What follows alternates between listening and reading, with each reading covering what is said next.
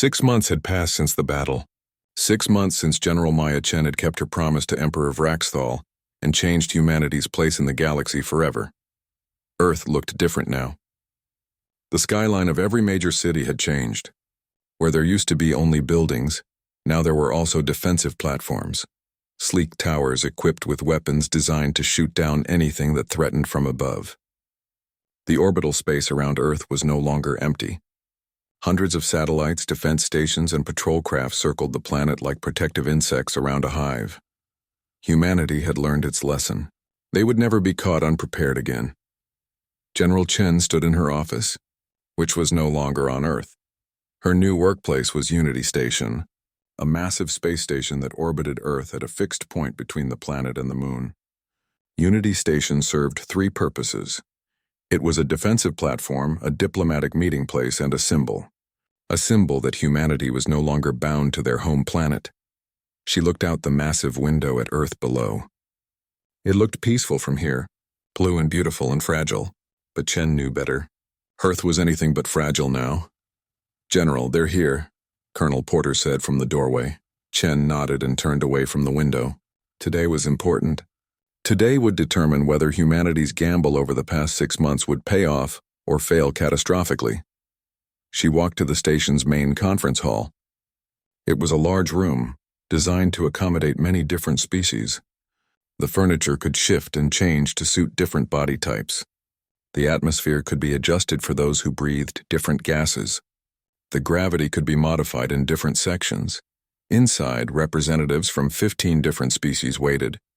These were the members of the Coalition for Free Worlds, the alliance that Earth had helped create. The Varan traders who had first warned humanity sat near the front. Beside them were the Kiros, insect-like beings with compound eyes and chitinous shells. The Denali, aquatic creatures in special water-filled suits, occupied one corner.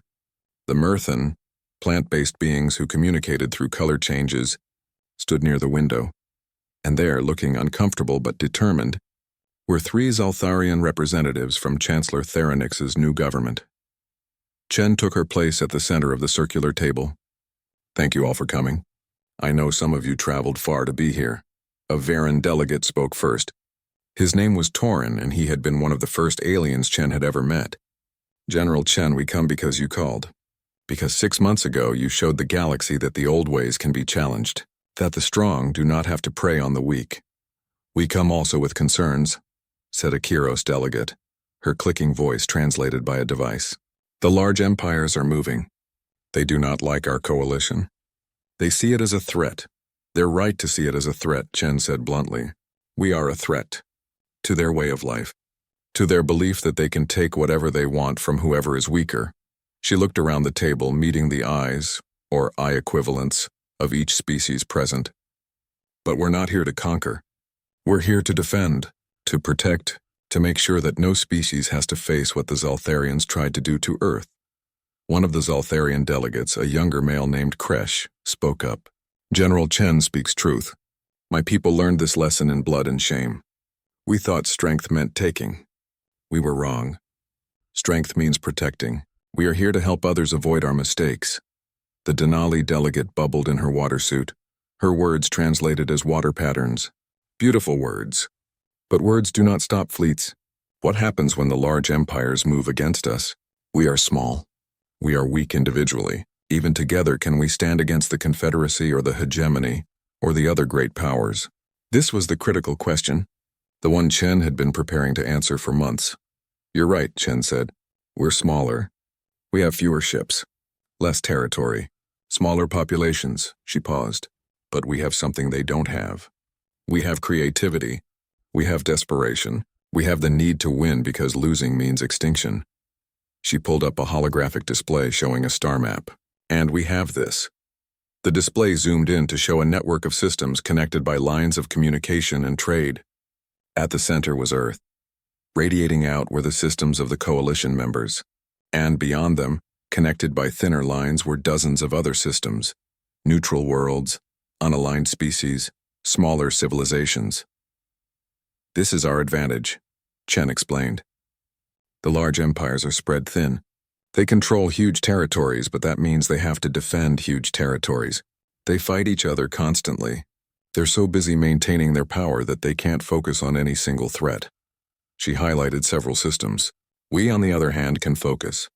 We can coordinate. We can move fast and strike hard where they don't expect it. Guerrilla warfare, Torrens said, understanding. Like how you fought the Zoltharians. Exactly. We can't match them ship for ship. But we don't have to. We just have to make conquering us more expensive than it's worth. We have to be the galaxy's porcupine, small but painful to swallow. A Mirthan delegate shifted colors, blue and green, signaling agreement. This strategy could work, but it requires trust, unity.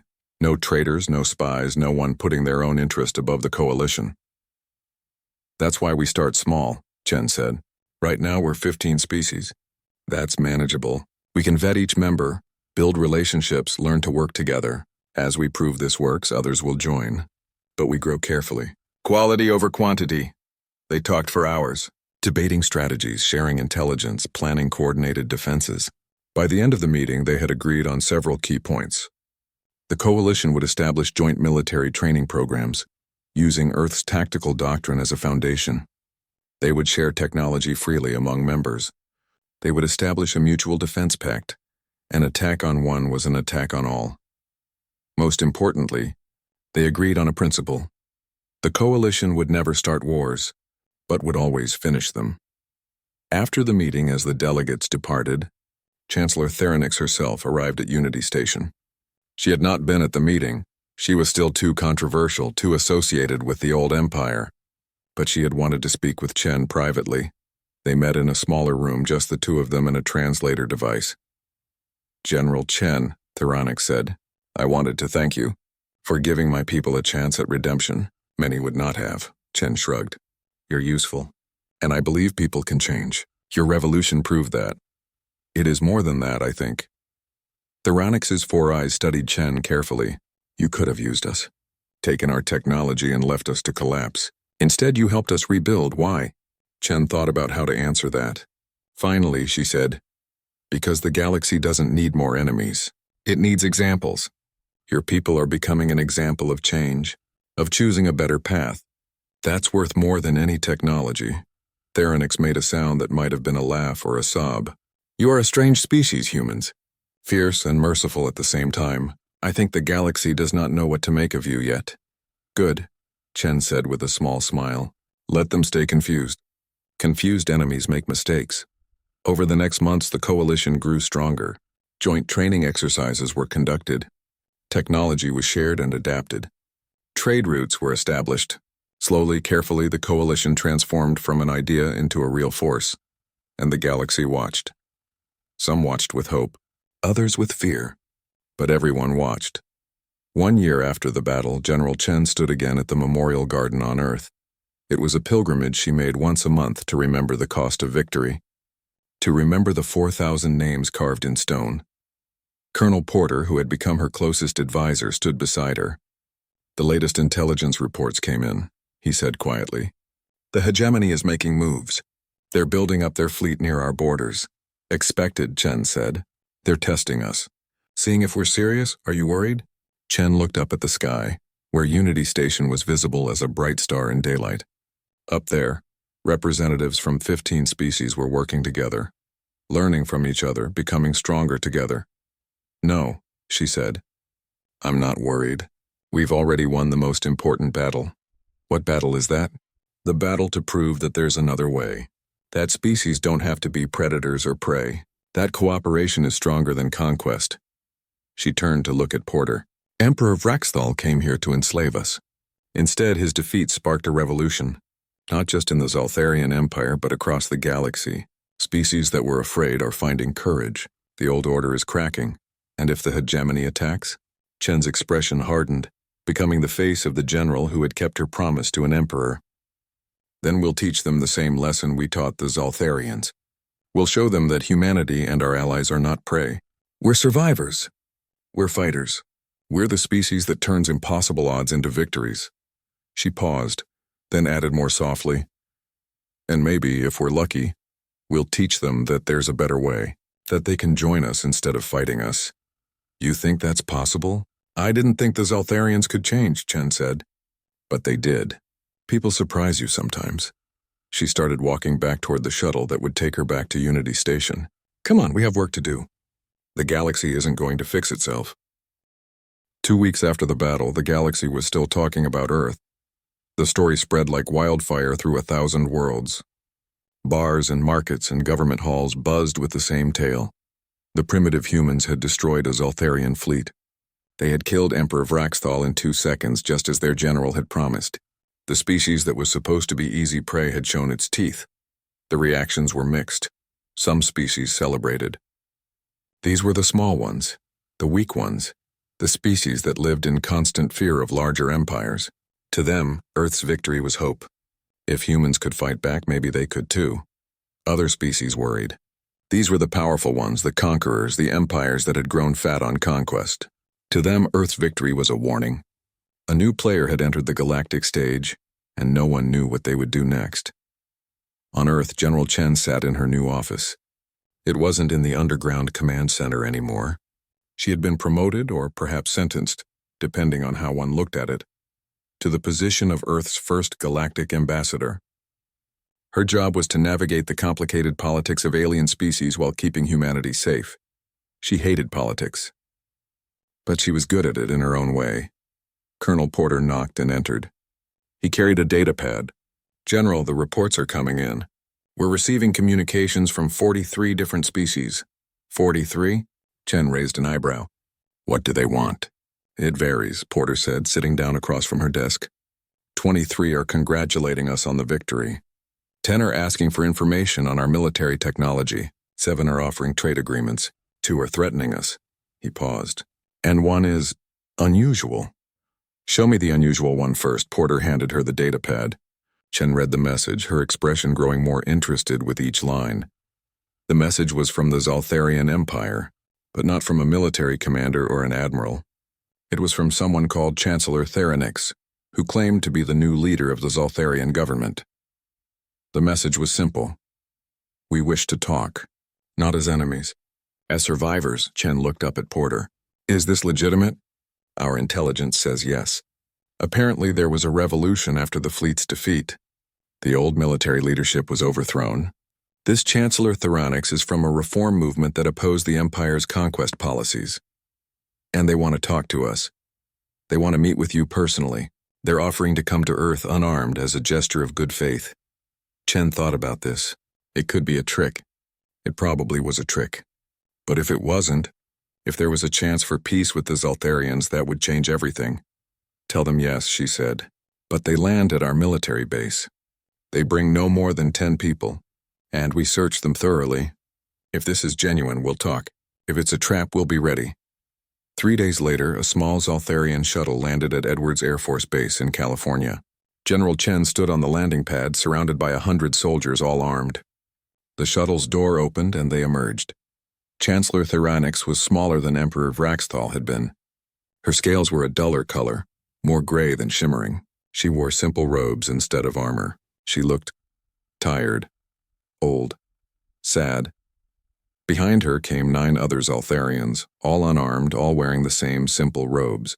They looked at the human soldiers with fear in their 4 eyes. Theranix approached General Chen. She stopped at a respectful distance and bowed deeply. It was a gesture of submission in Zoltharian culture. General Chen, she said through a translation device. Thank you for agreeing to meet with us. I know we do not deserve your mercy. Chen studied her carefully, looking for deception, for hidden weapons, for any sign of a trap. But all she saw was exhaustion and shame. Stand up, Chen said. Let's talk inside. They moved to a conference room. Chen sat on one side of the table. Theranix sat on the other, with one advisor beside her. The rest of the Zoltharians and humans waited outside. Why are you here? Chen asked directly. Theranix folded her 4 hands together. Because our empire is dying. Because we made mistakes that cost us everything. Because you showed us a truth we had been blind to for 300 years. What truth? That strength without wisdom is suicide. Chen waited for her to continue. The Zoltharian Empire was built on conquest, Theranix said. We believed that the strong should rule the weak. We believed that military power was the only power that mattered. Emperor Vraxthal embodied this philosophy. He led us to victory after victory, she paused, Until he met you? We defended ourselves, Chen said. Nothing more. You did more than that. You showed the entire galaxy that the Empire could be defeated. And when our Emperor died, when our fleet limped home in pieces, something broke. The people we had conquered rose up. The species we had enslaved rebelled. Our own citizens questioned everything we had been taught. Theronix's four eyes looked directly at Chen. Your victory destroyed more than a fleet, General. It destroyed an ideology. Chen considered this. And now? What does the Zaltharian Empire want? To change, Theronix said simply. To become something different. Something better. We cannot undo the harm we have caused. We cannot bring back the worlds we destroyed or the lives we took. But we can try to be better going forward. She leaned forward. And we need help. We need allies. We need someone to show us how to be strong without being cruel. Why us? Chen asked. Why Earth? Because you won without becoming like us. You could have destroyed our entire fleet. You could have hunted down every ship and killed everyone aboard. But you didn't. You let 12 ships escape. You showed mercy when you had every right to show none. Theronix's voice dropped to almost a whisper. That is the kind of strength we need to learn. Chen sat back in her chair. This was not what she had expected. She had expected threats or tricks or manipulation. Not this. Not genuine regret. What are you offering? She asked. Everything, Theronix said. Our technology. Our knowledge. Our star charts and scientific databases. 300 years of research and development. All of it shared freely with Earth, she paused. In exchange, we ask for your military doctrine. Your strategies. Your training methods. We want to learn how to defend without conquering. How to be strong without being tyrants. It was a generous offer. Too generous. Chen's instincts screamed that this was a trap. But looking at Theronix, at the genuine shame in her eyes, Chen wondered if maybe, just maybe, it wasn't. I'll need to discuss this with Earth's government, Chen said. This is not a decision I can make alone. Of course, Theronix said. Take all the time you need. We are not going anywhere. Over the next week, General Chen met with world leaders, military advisors, and scientists. The debate was fierce. Some argued that trusting the Zaltharians was suicide. Others saw the opportunity for what it was, a chance to gain 300 years of advanced technology. In the end, they decided to try. Carefully, cautiously, with safeguards and contingencies. But they would try. The treaty was signed 1 month after the battle. Earth and the new Zaltharian Republic became allies. It was a strange alliance, former enemies learning to trust each other. But it worked, slowly and carefully, and it sent shockwaves through the galaxy. Within weeks, other species began reaching out to Earth. Small ones, weak ones, species that had been prey for too long. They didn't want Earth's protection exactly. They wanted to learn. They wanted to understand how a young species had not only survived, but had turned their greatest enemy into an ally. The Varen, the traitors who had first warned Earth, sent a message of congratulations and an offer of formal alliance. 3 other species, the Kiros, the Denali, and the Myrthan, followed suit. They proposed a new alliance, separate from the Galactic Council. An alliance based not on neutrality but on mutual defense, on the idea that smaller species could work together to protect each other from larger ones. They called it the Coalition for Free Worlds. General Chen liked the name, but not everyone was happy about these developments. The larger empires, the ones that had grown rich from conquest, watched with growing anger. Earth was disrupting the old order. Earth was giving hope to species that were supposed to be helpless. Earth was becoming a problem. In a secret meeting on a distant station, representatives from 5 major empires gathered. They discussed the human situation. They agreed that Earth needed to be dealt with before they became too powerful, before their ideology of resistance spread too far. They began planning. Back on Earth, General Chen stood in the memorial garden that had been built to honor the 4,000 humans who died in the battle. She walked among the stones, reading names, remembering faces from casualty reports. Colonel Porter joined her. General, we're receiving intelligence reports. The big empires are talking about us. They're not happy. I know, Chen said quietly. We kicked the hornet's nest. Now we deal with the hornets. Are we ready? Chen looked up at the sky, where stars were just becoming visible in the evening light. Somewhere up there, empires were plotting. Enemies were gathering. Challenges were waiting. She smiled. It was not a happy smile. It was the smile of a fighter who knew the next round was coming. "We'll be ready," she said. "We're human. Being ready for the impossible is what we do." The command center erupted in cheers when the last Zaltharian ship jumped away into hyperspace. 300 people who had held their breath for hours finally let themselves celebrate. They hugged each other, cried, laughed. Some collapsed in their chairs, shaking with relief. They had won. Against impossible odds, humanity had won. General Chen did not celebrate. She stood at her command station, watching the screens that showed the debris field where the battle had been fought. Pieces of Zaltharian ships drifted in the darkness. But there were human pieces, too. She could see them on the thermal scanners, the cooling wreckage of fighters and drones that would never come home. "Status report," she said quietly. The celebration around her died down. Colonel Porter pulled up the data. His smile faded as he read the numbers.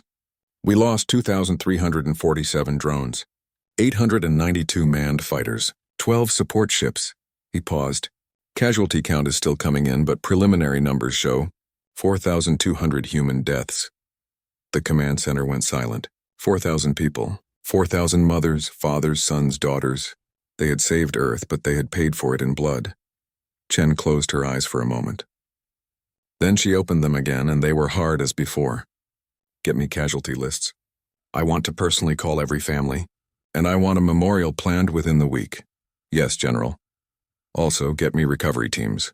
Any human pilot who survived and is floating in space, I want them found. Any Zaltharian survivors, I want them captured and treated well. We're not butchers." The next 6 hours were chaos of a different kind. Medical teams launched to rescue stranded pilots. Engineering crews began cataloging the wreckage, both to clear Earth's orbital space and to salvage Zaltharian technology. Diplomats scrambled to figure out what came next, because now the hard part began. The president called Chen 3 hours after the battle ended.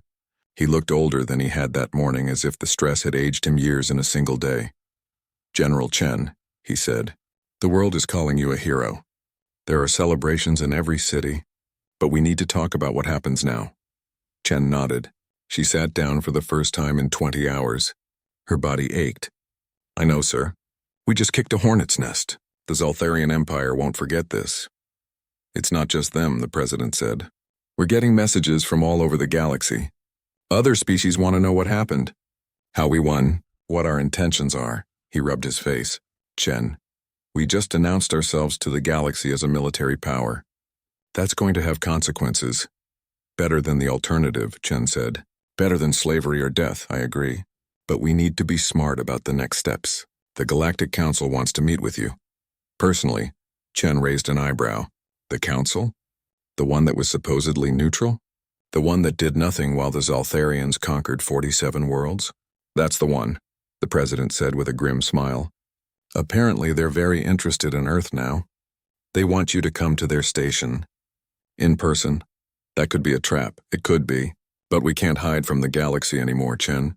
We need allies. We need information. We need to know what we're facing."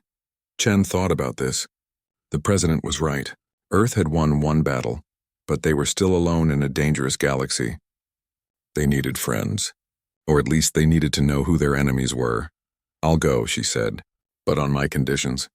I bring my own security team, my own ship, and the meeting happens on neutral ground, not on their station. I'll negotiate the terms," the president said. "Chen, be careful. You're the most famous human in the galaxy right now.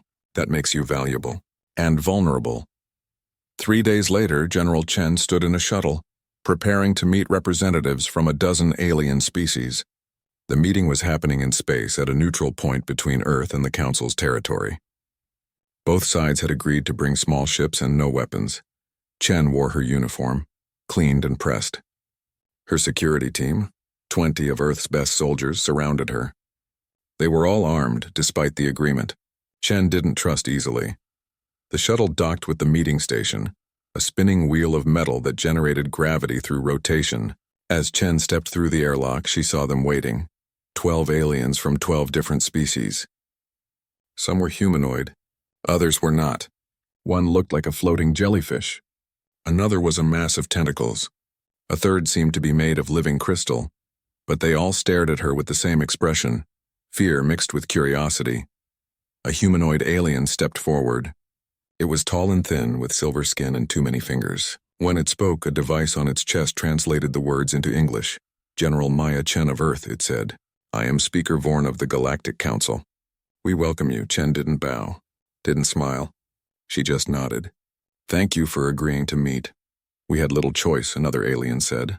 This one looked like a bird, but with 4 wings and a long serpent-like neck. You destroyed a Zaltharian fleet. No one has done that in 300 years. They gave us no choice, Chen replied. They threatened our world. We defended it. Indeed, Speaker Vorn said. That is what we wish to discuss. Please come sit, let us talk like civilized beings. They moved to a round table. Chen sat. Her security team took positions around the room, watching everything. The alien representatives sat as well, in chairs designed for their different bodies. Speaker Vorn folded its too many fingers together. General Chen, we will be direct. The Council has been watching Earth for some time. We knew you were developing space technology. We knew you had made contact with the Varan traders. What we did not know was that you had developed such effective military capabilities. You thought we were helpless, Chen said flatly. We thought you were young, the bird-like alien corrected. Young species typically cannot defend themselves against established empires like the Zaltharians. The fact that you could is surprising and concerning, added a reptilian creature with scales that shifted color. You used tactics we have never seen, weapons we did not know you possessed, technology that our sensors could not detect. This raises questions. Chen met each of their gazes one by one. I'll answer your questions if you answer mine. Starting with this one. Why did the Council do nothing when the Zaltharians invaded 47 other worlds? The silence that followed was uncomfortable. Finally, Speaker Vorn spoke. The Council maintains neutrality. We do not interfere in conflicts between member species and non-member species. In other words, Chen said coldly, you let the strong prey on the weak. As long as it's not your worlds being conquered, you don't care. That is an oversimplification, Vorn said, is it? Chen leaned forward. Let me tell you what I see. I see a council that talks about civilization and peace, but does nothing to stop genocide and slavery. I see species that could have helped 47 other worlds, but chose to watch them fall. And now you're here, not to welcome Earth, but to make sure we're not a threat to you. The crystal being chimed, a sound like breaking glass. Its translator device spoke. You are correct, General Chen, we are concerned. Your species is aggressive, warlike. You have spent your entire history fighting each other. Now you have proven you can fight us as well. What is to stop you from becoming the next Zaltharian Empire? Chen stood up. Her guards tensed. The alien representatives leaned back, afraid. But Chen didn't attack. She just looked at them with something like disappointment. The difference between us and the Zaltharians, she said quietly. They came to conquer. We fought to survive. They wanted slaves. We want to be left alone. They saw the galaxy as something to own. We see it as something to learn from. She turned toward the door. We'll defend ourselves against anyone who threatens us. But we won't start wars. We won't conquer. We won't enslave. We're better than that. Wait, Speaker Vorn called out. Where are you going? Chen looked back. Back to Earth. This meeting is over. When the Council is ready to treat Earth as equals rather than as a threat to be managed, you know where to find us. She walked out, her security team following. Behind her, the Council representatives sat in stunned silence. On the shuttle ride back to Earth, Colonel Porter asked quietly, Did you just tell the Galactic Council to go to hell? Chen smiled just a little. Not exactly. I told them we don't need their permission to exist. There's a difference, and they might become our enemies. They were never going to be our friends, Chen said. Better to be respected than liked. Better to be feared than pitied. She looked out the shuttle window at Earth growing larger as they approached. It looked so small and fragile from here. But it had survived. Humanity had survived, and Chen would make sure it stayed that way. The clock showed 1 hour until the deadline. In the command center, General Chen watched her screens with the focus of a surgeon making the first cut. Around her, 300 people worked in controlled chaos, their fingers flying across keyboards, their voices calling out coordinates and confirmations. Dragon Wing reports ready, someone called out. Mongoose units in position, another voice. Confirmed, cyber team standing by. Chen nodded at each report. Her plan had taken 30 years to develop, ever since humanity's first contact with alien life. That contact had been peaceful, a small trading vessel from a friendly species called the Varen. They had warned Earth. The galaxy was not safe. Most species out there saw younger civilizations as prey, so Chen had prepared. While the world's leaders argued about space exploration and colonization, Chen had quietly built something else. She had built a military force designed to fight enemies with better technology, bigger ships, and more experience. She had studied every battle in human history, where a smaller force defeated a larger one. She had learned from the guerrillas, the pirates, the resistance fighters. She had learned that strength wasn't about size. It was about strategy. Beyond the moon, Emperor Vraxthal sat on his command throne, watching Earth through the vast windows of his flagship. The planet looked beautiful from here, blue and green and white swirling with clouds. It would look even better once it belonged to him. "Status report," he commanded. His tactical officer, a younger Zaltharian named Reshanak, checked his instruments. "All ships in position, Emperor. No human military activity detected. Their orbital stations are abandoned. Their satellite network is going dark. They appear to be surrendering without a fight." Vraxthal's 4 eyes narrowed. "What about their General Chen? The one who made the bold promise?" "No further transmissions from her, Emperor. Perhaps she has realized the foolishness of her words." But something bothered Vraxthal. In his 300 years of life, he had conquered many worlds. Usually the primitives either fought immediately or surrendered immediately. This silence felt wrong. It felt like the quiet before a storm. "Advance the fleet," he ordered. "Battle formation. I want our shields at maximum and all weapons ready. If they plan some desperate last attack, I want to crush it quickly." "Yes, Emperor." The Zaltharian fleet began to move. 10,000 ships, each one a masterpiece of destruction, glided toward Earth like sharks circling prey. Their weapons could shatter mountains. Their shields could withstand nuclear bombs. They had broken stronger worlds than this. In the command center, Colonel Porter watched the enemy fleet advance. He looked at General Chen. "They're moving. Should we give the order?" Chen checked the timer. 42 minutes until the deadline. She had promised 2 seconds, but she had never said when those 2 seconds would start. "Not yet," she said calmly. "Let them get closer. Let them feel confident." The minutes crawled by. The Zaltharian fleet kept advancing, spreading out to cover all approaches to Earth. They moved with the precision of a machine, each ship in perfect formation. They had done this 1,000 times before. 20 minutes until deadline. 10 minutes. 5. Emperor Vraxthal leaned forward on his throne. Earth filled his view now, close enough that he could see the continents. "Prepare the bombardment weapons. Target their major cities. When the deadline expires, I want—" Every alarm on the flagship started screaming at once. "Contacts!" Refreshnak shouted. "Contacts everywhere. Above, below, all sides. Thousands of them. Where did they—" The tactical display lit up like a firework.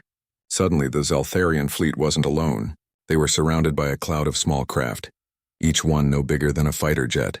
But there were thousands of them, no, tens of thousands. They had appeared from nowhere, materializing like ghosts. "How did they hide from our sensors?" Vraxthal roared. "I don't know, Emperor. They're using some kind of stealth technology we've never—" "Evasive action. All ships evasive." General Chen pressed a single button on her console. The button was red. It was labeled Execute. Across the command center, every screen showed the same thing. The Zaltharian fleet confused and scrambling. And then, like a storm of fireflies, humanity's forces attacked. The first wave hit the flagship. Not with one shot, but with 100. Tiny missiles, each one no bigger than a person, slammed into the massive ship's shields from 100 different angles. The shields held. The Zaltharians had expected that. What they didn't expect was the second wave hitting the exact same spots microseconds later. Or the third wave. Or the fourth. The shields flickered. Then failed. Inside the flagship, alarms shrieked. Vraxthal gripped his throne. "Damage report." "Shields down. Hull breach in sectors 7 through 12. They're targeting our reactor core." Vraxthal's 4 eyes went wide. The reactor core? How did they know where it was? How did these primitives know Zaltharian ship design? The answer was simple. Humanity had been preparing. When the Varen traders had warned them, Chen had asked for one thing: technical data on every known hostile species. She had studied their ships, their weapons, their tactics. She had found their weaknesses. Every ship has weak points. The Zaltharian flagship's weakness was its reactor shielding, strong from the front, vulnerable from below. A dozen human drones, each one loaded with an explosive device designed specifically to penetrate Zaltharian armor, dove toward that weak point. In the command center on Earth, General Chen counted aloud, 1, 2. The flagship's reactor went critical. The explosion was visible from Earth even without telescopes. A flash of white light, bright as a small sun, bloomed in space. When it faded, the flagship was gone. Emperor Vraxthal was gone. The creature who had threatened to turn humanity into slaves had lasted exactly 2 seconds from the moment Chen gave the order. She had kept her promise. All units, Chen spoke into her microphone, her voice steady. The Emperor is dead. Execute Phase 2. Break their fleet. What happened next would be studied in military academies across the galaxy for generations. The Zaltharian fleet, suddenly without their commander, tried to regroup. But they were fighting an enemy they didn't understand. Human pilots flew like demons. Their small ships darted between the massive Zaltharian vessels, too quick to target, too numerous to stop. They didn't fight fair. They didn't fight with honor. They fought to win. Drones kamikazed into engine arrays. Cyber warfare teams hacked into Zaltharian computers, turning ships' weapons against their own fleet. Human fighters worked in packs like wolves, isolating the big ships and tearing them apart piece by piece. And everywhere, on every channel, General Chen's voice repeated the same message to the Zaltharian forces. Your Emperor lasted 2 seconds. Surrender or join him. The battle raged for 3 hours. But it wasn't really a battle, it was a slaughter. The Zaltharians had expected to crush a primitive world. Instead, they found themselves fighting for survival against an enemy that had turned their every advantage against them. Admiral Kreshitar, who had assumed command after Vraxthal's death, watched his fleet die around him. He was a proud warrior, bred for conquest. But he was also a practical one. He knew when a battle was lost. Open a channel to the human general, he said quietly. On Earth, General Chen's face appeared on Kreshitar's screen. She looked tired, but her eyes were still hard as steel. I am Admiral Kreshitar, he said. I request terms of surrender. Chen nodded slowly. You may retreat with 12 ships. Tell your empire what happened here. Tell them what happens when you threaten humanity. Kreshitar's face showed something that might have been shame, or perhaps respect. Why 12? Enough to carry the survivors, Chen said. And enough to carry the warning. The galaxy needs to know Earth is not prey. Kreshitar bowed his head. Around his ship, the Zaltharian fleet that had come to conquer Earth limped away in defeat. The screens went dark across every city on Earth. Televisions, phones, computers, even the giant displays in Times Square. Everything shut off for 3 seconds. When they flickered back to life, humanity saw something that would change everything. A face filled every screen. It wasn't human. The creature had 4 eyes arranged in a square pattern, skin that shimmered like oil on water, and a mouth that split its face nearly in half. When it spoke, the words came through in perfect English, though the lips didn't match the sounds. I am Emperor Vraxthal of the Zaltharian Empire. We have conquered 47 star systems. We have brought 1,000 species to their knees. Now we come to you. General Maya Chen stood in the command center deep beneath Colorado, watching the broadcast with her arms crossed. Around her, dozens of officers and technicians stared at their screens in stunned silence. Some had stopped breathing. You call yourselves humans, the Emperor continued. His 4 eyes seemed to look directly through the camera, directly at each person watching. You are young, weak, alone. You have nothing we fear and everything we want. Your planet is rich. Your location is strategic. Your resistance will be but brief. The image changed. Now humanity could see what floated beyond their moon. Ships, thousands of them. They hung in space like a swarm of metal locusts, each one larger than the biggest aircraft carrier Earth had ever built. The smallest of them could hold 10,000 soldiers. The largest could crack a planet's crust. I am generous, Vraxthal said, his face returning to the screen. I give you 2 days. 48 hours. Surrender your world, and we will allow your species to live as servants. Resist and we will turn your cities to glass and your oceans to steam. You have 48 hours to choose between servitude and extinction. The screens went dark again. Then they returned to normal programming. But nobody was watching anymore. The world had stopped. In the command center, General Chen turned away from the screen. She was 53 years old, with short gray hair and dark eyes that had seen too many wars. She had fought in Syria, in the Amazon conflicts, and in the water wars of 2041. She had seen humanity at its worst and its best, but she had never seen anything like this. "Get me the president," she said quietly, "and get me the defense council. All of them, now." Her second-in-command, Colonel James Porter, moved quickly to make the calls. The other officers began talking in urgent whispers. Chen could hear the fear in their voices. She didn't blame them. She felt it too, cold and heavy in her stomach.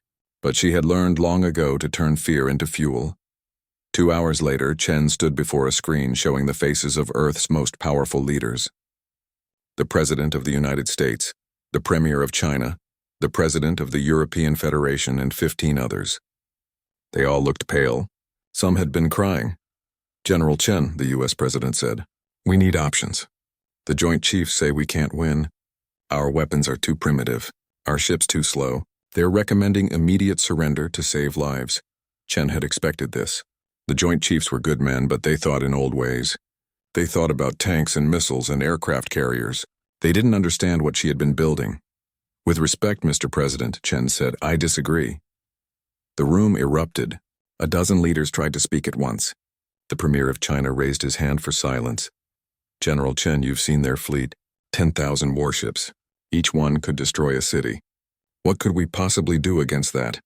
Chen smiled, and it was not a kind smile. It was the smile of a predator who had been underestimated her entire life. "I need 40 hours, she said. "Give me 40 hours and I'll need one more thing." "What?" the President asked. "I need permission to respond directly to the Emperor, on the same channel he used to address us." The leaders looked at each other. Finally, the President nodded. "You have it." "But General, what are you planning?" "I'm planning to keep a promise I'm about to make," Chen said. 6 hours later, every screen on Earth went dark again. This time, when they lit up, they showed General Maya Chen. She wore her full military uniform, medals across her chest, 4 stars on her shoulders. She sat at a simple desk with the flag of Earth, a new flag showing a blue planet on a black field behind her. She didn't look scared. She looked dangerous. "Emperor Vraxthal," she said, her voice calm and clear. "I am General Maya Chen, commander of Earth's defense forces. I have a message for you." Beyond the moon, in the command ship of the Zaltharian fleet, Emperor Vraxthal watched this transmission with his 4 eyes wide. Around him, his officers and advisors watched too. When Chen began speaking, one of them translated her words into their language. "You have given us 48 hours to surrender," Chen continued. "You believe we are weak. You believe we are helpless. You believe we will fall like the 47 civilizations before us." She leaned forward slightly. Her eyes were like iron. "You're wrong. You won't conquer Earth. You won't enslave humanity. You won't even touch our atmosphere." She paused, and in that pause, the entire galaxy seemed to hold its breath. "In fact, Emperor, you personally won't last 2 seconds." On the command ship, there was silence. Then Emperor Vraxthal began to laugh. It was a terrible sound, like metal scraping on stone. His officers joined in. They laughed and laughed, these creatures who had destroyed worlds and enslaved species beyond counting. "Did she truly say that?" Vraxthal asked, his 4 eyes shining with amusement. "This tiny creature from this primitive world believes she can kill me in 2 seconds?" "Yes, Emperor," his translator confirmed. Vraxthal laughed harder. "I like her courage, even if it is foolish." "Very well. Let her have her defiance. It will make the conquest more entertaining. Prepare the fleet for invasion. When the 48 hours end, we will show this General Chen what happens to those who mock the Zaltharian Empire." Back on Earth, General Chen stood from her desk. The camera kept recording, but she had said everything she needed to say. She walked back to the command center where Colonel Porter waited with a worried expression. "General, was that wise?" he asked quietly. "You've made yourself a target. You've made him angry." Chen sat down at her command station and began typing rapidly on her keyboard. Around her, the massive screens showed the Zaltharian fleet still hanging in space beyond the moon. But they also showed something else. Thousands of small dots moving slowly into position. Dots that the Zaltharian sensors couldn't see. "Not yet. I didn't make him angry, Colonel," Chen said without looking up from her work. I made him arrogant. There's a difference. She pulled up a timer on her screen. 40 hours and 17 minutes remained until the deadline. She had work to do. Get me every commander, she said. From every base, every ship, every unit. It's time to execute Protocol Mongoose. And Colonel? Yes, General? Chen looked up at him and her eyes were cold and determined. Get your pilots ready. In 2 days, we're going to teach the galaxy a lesson about underestimating humanity.